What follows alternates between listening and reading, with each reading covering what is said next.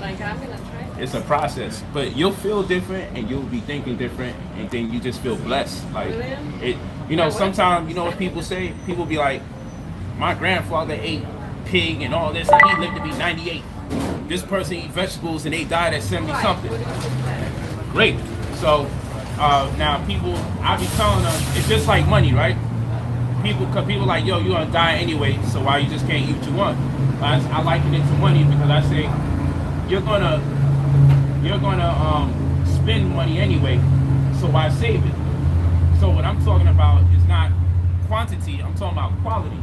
So when someone tells me about somebody that eats bad and they live to be 90 years old, I'm talking about the quality of life. I'm not talking about the quantity. That can be determined by any of a number of variables. That could be, you could already have a genetic predisposition towards a certain type of life that's stimulated by environmental circumstances, food, and what have you. So it's not about the amount of years.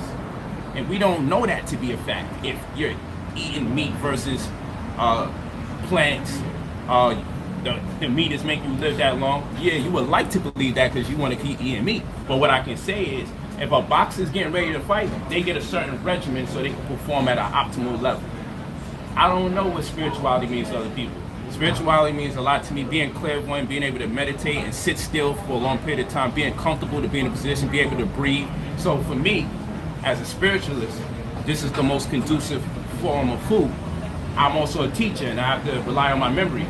This is the most conducive form of food. So just like the boxer has... You don't have memory cups? Nah. So, hey, peace, gang. So just like, thanks for listening. So just like the boxer eats a certain type of way so he can perform a certain way, as human beings, we should eat a certain way so we can perform a certain way. I used to be a gang member. I was locked up for murder. When I started eating all these vegetables and kale juice, and I can't even find a violent bone in my body. It's hard for me to get angry. That's the kind of person I want to be. Because eating that way is a violent process. So if it's violent to break down the food, chances are you're violent in your emotions or your approach towards the world.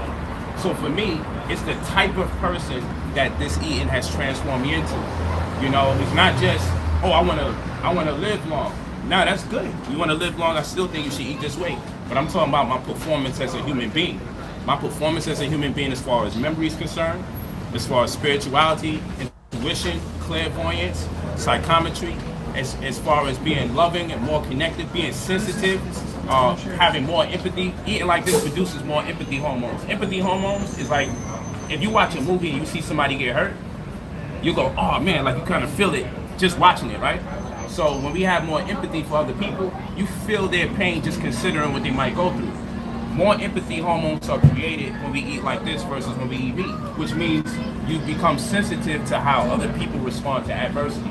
In other words, you wouldn't want to do to them a certain way that you wouldn't want done to yourself, and you can actually feel their affliction to an extent just considering what they might have to go through, and it makes you more caring and embracing of empowering them, and you'll put your emotions about yourself and let that subside. That's what empathy hormones do.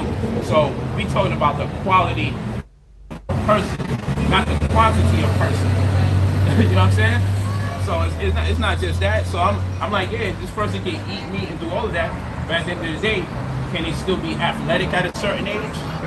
Don't you want to still be able to move around and be there for your children or for your grandchildren or your nieces, or you want them coming to you at your bed? Like I would rather die at 75 in good health than to die with my life being prolonged into 99 with back pains and surgeries, changed my gallbladder, they took my gallbladder out, I needed a new hip. I don't want to be living like that. You know what I'm saying? So even in the hospital, they don't prolong life, they be prolonging death. They be like, look, we're going to keep you alive. We're going to keep you alive, but you're just not going to have fun. You know what I'm saying? You could don't think about skiing. Cut. And that's what my teacher taught me, Dr. Sabi. He said the human body was meant to be open. You have been born with a zipper. He said the human body was meant to be open. God would have put a zipper on you so they could go inside of you. Real talk. All right. So All right. thank you so much.